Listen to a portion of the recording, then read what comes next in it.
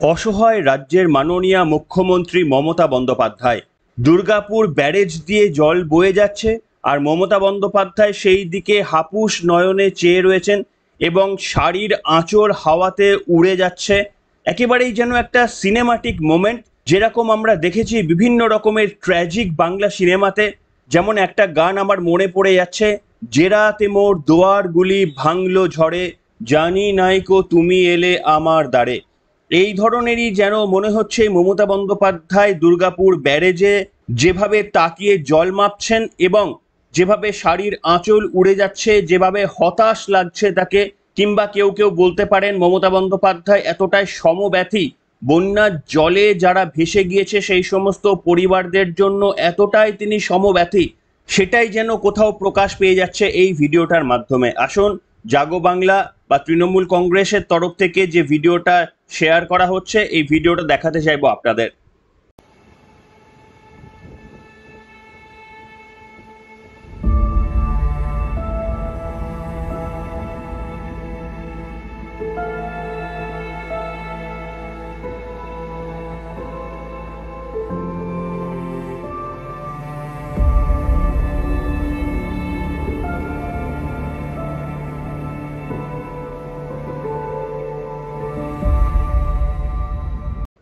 প্রথম প্রশ্ন হলো এই ভিডিওটা দেখিয়ে আপনাদের সামনে, যে এই ভিডিওটা দেওয়ার উদ্দেশ্য কি? এই ভিডিওটা দেওয়ার জন্য পশ্চিমবঙ্গবাসীর কি ইমপ্রুভমেন্ট হতে পারে? না এই ভিডিওটা সম্পূর্ণরূপে একটা প্রচার কেন্দ্রিক ভিডিও? এই প্রশ্নটা প্রথমেই আপনাদের সামনে রাখলাম। আমার তো ব্যক্তিগতভাবে মনে হয়েছে এটা একেবারেই প্রচার কেন্দ্রিক একটা ভিডিও। যেভাবে সিনেমাটোগ্রাফির মতো করা হয়েছে, একদিকে রাজ্যের সম্মানীয় মাননীয় মুখ্যমন্ত্রী এতটাই দুশ্চিন্তায় রয়েছেন, তার আঁচল হাওয়ায় উড়ে যাচ্ছে, তিনি খেয়ালও করছেন না। অন্যদিকে হাপুস নয়নে যেভাবে জলস্রোত বয়ে যাচ্ছে সেদিকে তিনি তাকিয়ে রয়ে প্রণাম করছেন। এই ভিডিওটা দেওয়ার অর্থ আমি বুঝলাম না। বিশেষ করে বন্যার্ত মানুষদের জন্য এই ভিডিওটা কোন কাজে লাগবে এটা এখনো পর্যন্ত আমার বোধগম্য হলো না। শুধু এই ভিডিওই নয়, এই গোটা বন্যা পরিস্থিতি নিয়ে রাজ্যের মাননীয় মুখ্যমন্ত্রী যে কয়েকটা পদক্ষেপ নিয়েছেন, সেই প্রত্যেকটি পদক্ষেপ বন্যা নিয়ন্ত্রণের জন্য কতটা কাজে লাগবে বা 1%ও কাজে লাগবে কিনা, সেটা যেমন প্রশ্নের মুখে তো পড়বেই, উল্টে প্রশ্নের মুখে পড়েছে মমতা বন্দ্যোপাধ্যায়ের পদক্ষেপগুলো পশ্চিমবঙ্গবাসীর জন্য ভবিষ্যতে আরো বেশি করে দুর্গতি ডেকে আনতে পারে। এই কয়েকটি উদাহরণ আপনাদের সামনে আরো একবার আমি মনে করিয়ে দিতে চাইবো। রাজ্যের মাননীয় মুখ্যমন্ত্রী বন্যা পরিস্থিতি লক্ষ্য করতে গিয়ে তিনি বলেছিলেন যে ঝাড়খণ্ড থেকে নাকি জল আসছে, তাই তাদের বন্ধু সরকার হেমন্ত সরেনের ঝাড়খণ্ড সরকারের সঙ্গে আমাদের যোগাযোগ ব্যবস্থা বিচ্ছিন্ন করে দেবেন, এবং সেটা করেও দিয়েছিলেন তিনি। তারপরে ঝাড়খণ্ডের একজন নেতা তিনি মন্তব্য করেছিলেন যে মমতা বন্দ্যোপাধ্যায় তিনি মানসিক স্থিরতা হারিয়ে ফেলেছেন। এই ধরনের কটূক্তি পর্যন্ত তাকে শুনতে হয়েছিল। ঝাড়খণ্ড মুক্তি মোর্চার সাধারণ সম্পাদক সুপ্রিয় ভট্টাচার্য একটা সাংবাদিক সম্মেলনে এই কথা বলেছিলেন। আন্তঃরাজ্য সীমান্ত সিল করা প্রসঙ্গে, অর্থাৎ পশ্চিমবঙ্গ ঝাড়খণ্ডের ন্যাশনাল হাইওয়ে সিল করা সম্পর্কে এই মন্তব্য করেছিলেন তিনি। দ্বিতীয় পদক্ষেপ হিসাবে মুখ্যমন্ত্রী বলেছিলেন ডিভিসির সঙ্গে সমস্ত সম্পর্ক ছিন্ন করে দেব, এবং শুধু তাই নয়, সম্পর্ক ছিন্ন করার শুধুমাত্র কথাই নয়, কাজেও করে দেখিয়ে দিয়েছেন মুখ্যমন্ত্রী মমতা বন্দ্যোপাধ্যায়। দামোদর ভ্যালি কর্পোরেশন নিয়ন্ত্রিত ডিভিআরআরসি থেকে রাজ্যের প্রতিনিধি পর্যন্ত প্রত্যাহার করে নিয়েছে। তাদের মধ্যে ছিলেন রাজ্যের 2 শীর্ষ আধিকারিক। এবং এছাড়াও যে আরও একটি তিনি পদক্ষেপ নিয়েছেন, সেটা হচ্ছে প্রধানমন্ত্রী নরেন্দ্র মোদীকে বারবার চিঠি পাঠিয়েছেন, কেন্দ্রীয় সরকারকে এই ঘটনার জন্য দোষারোপ করেই ক্ষান্ত হয়েছেন। ব্যাস এটুকুই। আর কোথাও কোথাও অল্প বিস্তর কিছু ত্রাণ পৌঁছে গিয়েছে। বন্যা নিয়ন্ত্রণ বলতে রাজ্য প্রশাসন বা তৃণমূল কংগ্রেস কিংবা মমতা বন্দ্যোপাধ্যায়ের এটুকুই ভূমিকা। ভেবে দেখুন একবার, পশ্চিমবঙ্গের বন্যা পীড়িত মানুষগুলো যখন মমতা বন্দ্যোপাধ্যায়ের ডিসিশনের দিকে চেয়ে বসে রয়েছে, সেই মুহূর্তে মমতা বন্দ্যোপাধ্যায় ডিবিসির সঙ্গে কার্যত সম্পর্ক ছিন্ন করে আগামী দিনে যে বন্যা পরিস্থিতি সৃষ্টি হবে সেটা যেন আরো আনপ্ল্যান্ড হয়, সেটা যেন আরো ভয়ঙ্কর হয়, তারই যেন কোথাও একটা সুবন্দোবস্ত করে ফেললেন। এবং হয়তো আগামী বছর বা তার পরের বছর আবারও যখন বন্যা হবে, রাজ্যের মাননীয় মুখ্যমন্ত্রী আবারও ম্যানমেড বন্যা বলবেন, আবারও প্রধানমন্ত্রীকে চিঠি পাঠাবেন। ব্যাস পশ্চিমবঙ্গের মানুষের কপালে এটুকুই।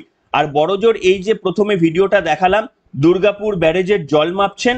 এই ভিডিও কোয়ালিটি বা এই সিনেমাটোগ্রাফিটা আরো বেশি করে উন্নত হতে পারে, এটুকুই কিন্তু আমাদের কাছে প্রাপ্তি। আপনাদের আরো একটা ভিডিও দেখাতে চাইবো যেটি ভাইরাল হয়েছে, শুধু মমতা বন্দ্যোপাধ্যায় নয়, তৃণমূল কংগ্রেসের কর্মী সমর্থকরা বিভিন্ন জায়গায় ত্রাণ পৌঁছে দিয়ে অল্প বিস্তর যেটুকু ত্রাণ পৌঁছাচ্ছেন সেটা প্রয়োজনের তুলনায় তো, কিন্তু ওইটুকু ত্রাণ পৌঁছানোর জন্য যেভাবে ছবি তোলা হচ্ছে সেটা গোটা পশ্চিমবঙ্গবাসী দেখে অবাক হয়ে যাচ্ছে। ওই 1 কিলো চাল আর 2টো আলু দিয়ে যেভাবে একেবারেই নেতা নেতৃত্বরা হাসি মুখে ছবি তুলছেন, সোশ্যাল মিডিয়ায় যেগুলো ভাইরাল হচ্ছে আপনারা আশা করি দেখেছেন। তার প্রমাণ হিসেবে আপনাদের একটা জিনিস দেখাতে চাইবো, কুণাল ঘোষ এবং দেবাংশু তারা বন্যা পরিস্থিতি খতিয়ে দেখার জন্য সম্ভবত ওই পূর্ব পশ্চিম মেদিনীপুরে তারা ঘোরাঘুরি করছিলেন তাদের লোকসভা কেন্দ্রে, এবং সেখানে দেখুন কুণাল ঘোষের একটা ভিডিও ভাইরাল হয়েছে যেখানে কুণাল ঘোষকে বলতে শোনা যাচ্ছে, আরে ঠিক করে ভিডিওটা নে, তলা থেকে নে, যাতে বাড়িগুলোকে ঠিকঠাক দেখা যায়। অর্থাৎ কোথাও গিয়ে তার কনসেন্ট্রেশন, তার ছবিটা ঠিকঠাক আসছে কিনা। তিনি যে এই সমস্ত জল মাপতে বেরিয়েছেন, পশ্চিমবঙ্গের মানুষের কাছে ছবিটা অন্তত ঠিকঠাক পৌঁছাচ্ছে কিনা, এটাই কুণাল ঘোষদের, সেটাই কিন্তু চিন্তার বিষয়। যেমন ছবি মমতা বন্দ্যোপাধ্যায়ের প্রথম দেখালাম, কুণাল ঘোষ তো বলেই ফেললেন, আরে ছবিটা ঠিকঠাক নেই, পেছনের বাড়িঘর যেন দেখা যায়। দেখুন আপনারা, শুনুন তার ভাইরাল হওয়া মন্তব্যটি।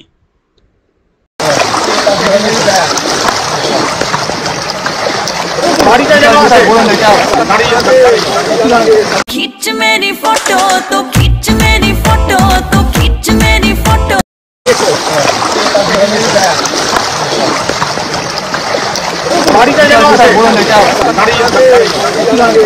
শুনলেন বন্ধুরা, ভাবতে পারেন একটা রাজ্য সরকার এবং তাদের প্রতিনিধিরা এই সমস্ত পদক্ষেপ নিচ্ছেন এবং এই পদক্ষেপগুলো নিয়ে নাকি তারা বন্যা নিয়ন্ত্রণ করবেন।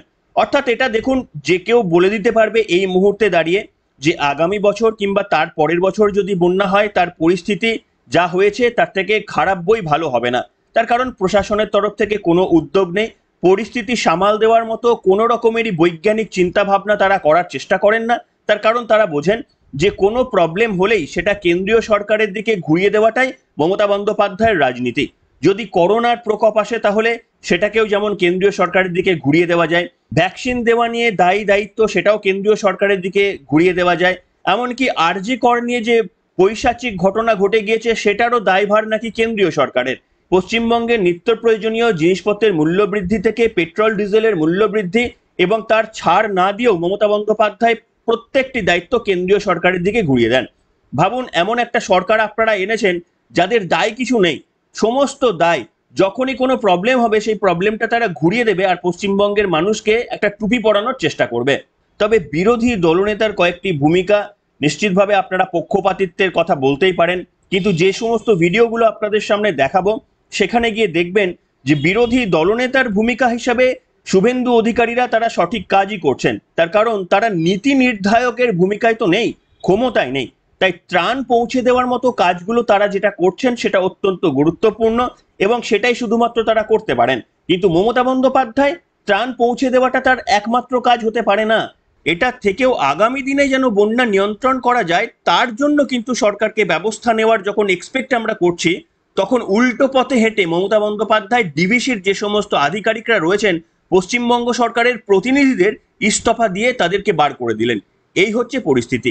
যাই হোক, তবে এবার আপনাদের দেখাবো একটা বাড়ি, সম্ভবত কেশপুর কিংবা ঘাটালেরই কোনো বাড়ি, যেখানে শুভেন্দু অধিকারী গিয়েছিলেন। পুরো বাড়িটা একেবারে নতুন একটা বাড়ি ধসে গিয়েছে। নিশ্চিতভাবে যে কোনো কারুর বুকে ব্যথা তোলার জন্য যথেষ্ট এই ভিডিও, এবং মারাত্মক এই মর্মান্তিক ভিডিওতে যখন শুভেন্দু অধিকারী উপস্থিত হয়েছিলেন তখন ওই বাড়ির ওনার, যার বাড়িটি ভেঙে গিয়েছে, তিনি একেবারেই কাঁদছিলেন শুভেন্দু অধিকারীর কাছে দাঁড়িয়ে। শুভেন্দু অধিকারী হাত দিয়ে এবং গামছা দিয়ে তার চোখের জল মুছিয়ে দিয়ে বলেন, দেখুন আমার কাছে তো এত টাকা নেই, এত দিয়ে আপনাকে হেল্প করতে পারবো না, তবে এটুকু বলে যাই যে আপনাকে 5 লাখ টাকা আমি পাঠিয়ে দেব। এই বক্তব্য শুভেন্দু অধিকারী বলে গিয়েছিলেন, এবং শুভেন্দু অধিকারী যে কথার কথা বলেননি সেটা তিনি কাজেও করে দেখিয়েছেন। 48 ঘন্টার মধ্যে তার প্রতিশ্রুতি শুভেন্দু অধিকারী পূরণ করেছিলেন। প্রথমে দেখাবো প্রথম দিন শুভেন্দু অধিকারী যখন গিয়ে সেই কমিটমেন্টটা করেছিলেন কি বলেছিলেন।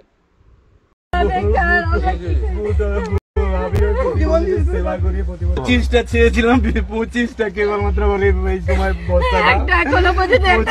ওইখান থেকে আসতে পারিনি, দেখি এতটা জল, আমি মেয়েটাকে নিয়ে বেরাবো, সেই মুহূর্তে যদি আমি বেরিয়ে যেতাম, আমি তো সরকার নয়, আমি আপনার বাড়ি করে দিতে পারবো না। আমি সেই মুহূর্তে যদি বেরিয়ে যেতাম, আমার মেয়েও চলে যেত। আমি আপনাকে 5 লাখ টাকা পাঠাবো আমার ব্যক্তিগত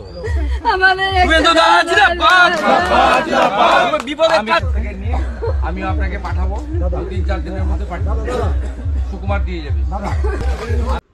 শুনলেন বন্ধুরা, একেবারেই কমিট করে এসেছিলেন যে আপনার বাড়ি ভেঙে গিয়েছে, পুরো টাকা তো আমি দিতে পারবো না, আমাদের ক্ষুদ্র ক্ষমতা, আমরা বিরোধী দল, তবে আমি চেষ্টা করব আপনাকে 5 লাখ টাকা যেন আমি দিতে পারি। ভাবতে পারেন একটা ব্যক্তিকে শুভেন্দু অধিকারী নিজের চেষ্টায় 5 লাখ টাকা দেওয়ার কথা বলছেন। যে বক্তব্যটা রাজ্য সরকারের বলা উচিত ছিল, প্রশাসনের যাদের পাশে দাঁড়ানোর উচিত ছিল বিরোধী দলনেতা, তিনি ঐকান্তিক চেষ্টায় তাদের পাশে দাঁড়ালেন। আসুন এবার আপনাদের দেখাতে চাইবো যে শুভেন্দু অধিকারীর টাকা যে পৌঁছে গিয়েছে তার প্রমাণ এবার আপনাদের সামনে দেখাবো, যেখানে শুভেন্দু অধিকারী কিন্তু ওই ব্যক্তিকে 48 ঘন্টার মধ্যে 5 লক্ষ টাকা পৌঁছে দিয়েছিলেন। অত্যন্ত একটা খুশির খবর অন্তত সেই ব্যক্তির জন্য। দেখুন, দলনেতা শুভেন্দু অধিকারী মহাশয় গত 20 তারিখ আপনাদের এখানে এসেছিলেন এবং সবকিছু দেখে গেছেন।